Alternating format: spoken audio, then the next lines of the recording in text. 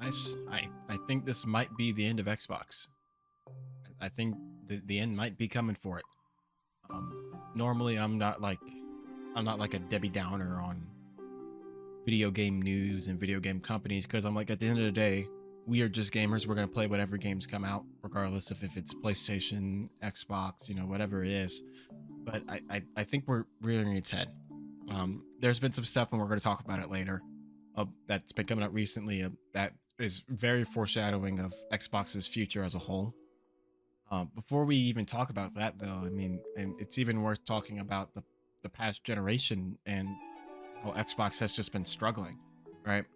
I mean, think back to when the Xbox One came out. It's weird because it was such a long generation, but back when the Xbox One was announced, it was in some really hot water because they had gone through, and when they were announcing the system, they were doing all these controversial things that players did not like at all. They had pushed for the whole Connect integration thing where everything's integrated with the Connect feature. Then they pushed for the always online system where your system had to be online in order to access the content, and then buying, instead of buying a game, you're buying a license to use the game. Xbox had pushed this really bad narrative when they unveiled the console, and it tanked all of their sales. Like, they had really struggled to make good sales through the Xbox One generation, especially in comparison to the PlayStation 4 and later the Switch 1, which just took off in 2017. But it was just the beginning of a problem. And then a couple years later, when they unveiled the Xbox Game Pass system, which for gamers, it's great. It's a great idea for gamers because for most people, now I pay, $25, $30 a month, but I pay that and I get access to 300 plus games. So I can just keep playing things and I don't have to worry about it. So for the player, it's actually a really sweet deal. But the problem is that as a business structure, though, you can't make money to the level that you need to make doing that kind of strategy. You're not going to make back all the money that you're spending in it running a service like that. And they just kept pushing it. They were like, no, no, people are going to love Xbox Game Pass, and we're going to continue to make money. And as we're going to read later, it just has been significantly losing money every year. They have not been making enough money. And then most recently, before we get to the stuff with Asha Sharma, when Phil Spencer and his idea of everything is an Xbox just completely flopped.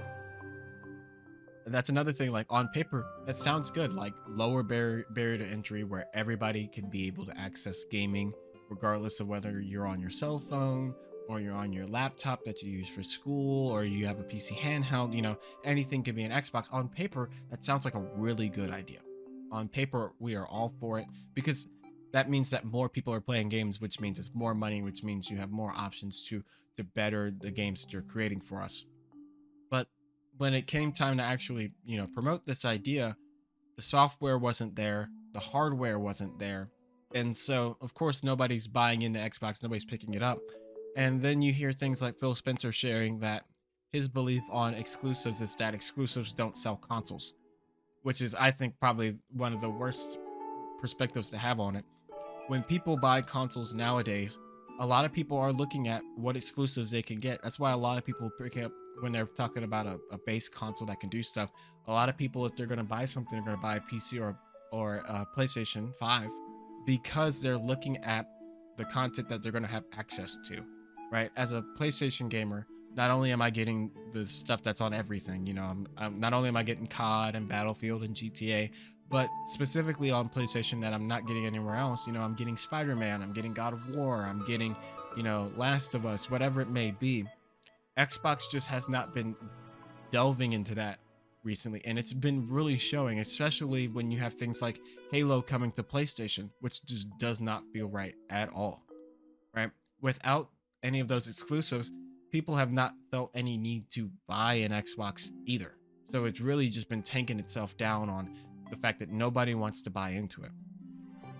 And so it leads us to, most recently, earlier this month, we had our like E3-esque week with Summer Games Fest and all of the other showcases.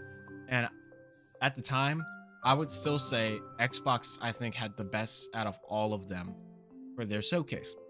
And so everybody was riding the high. It's like, oh, Xbox is back. Xbox is back. And then a week later after that showcase, somebody leaks out this memo that's been sent around the Xbox studio from Asha Sharma and Matt Booty.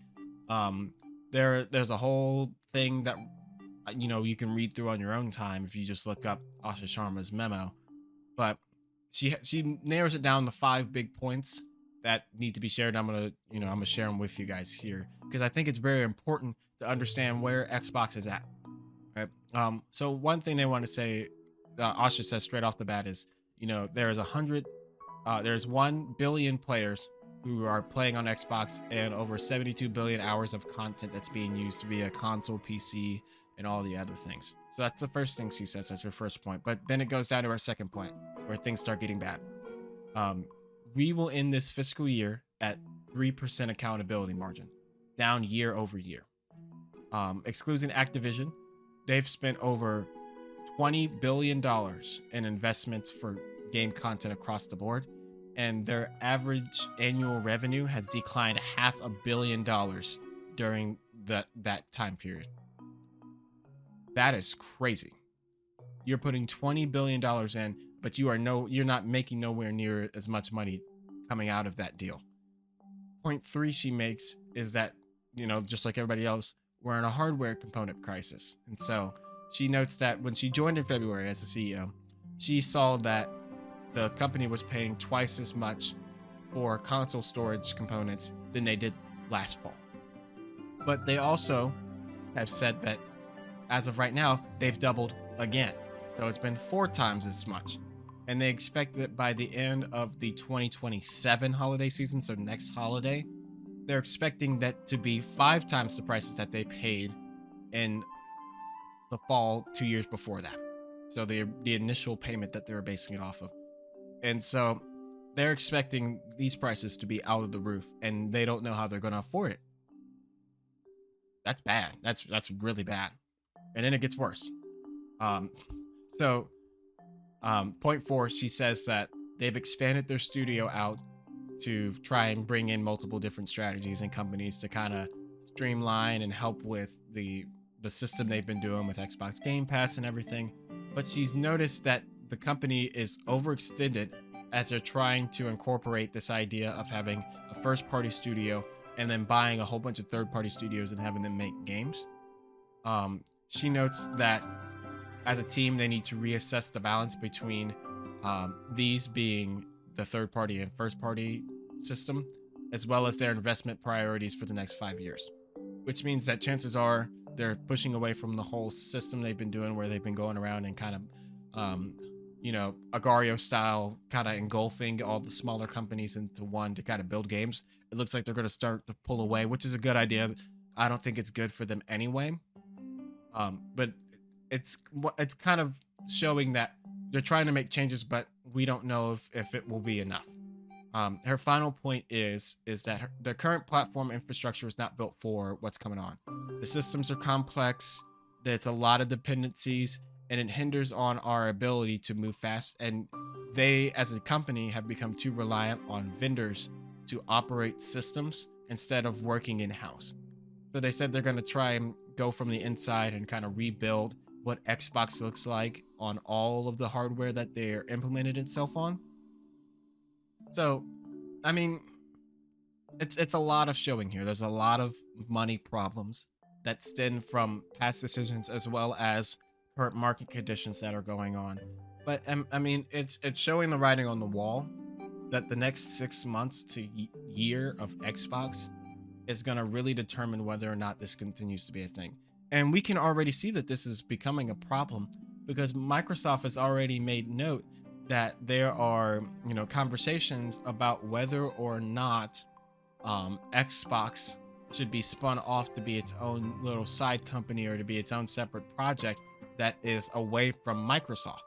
So that way, they're not spending as much money in it anymore because it's not being as profitable.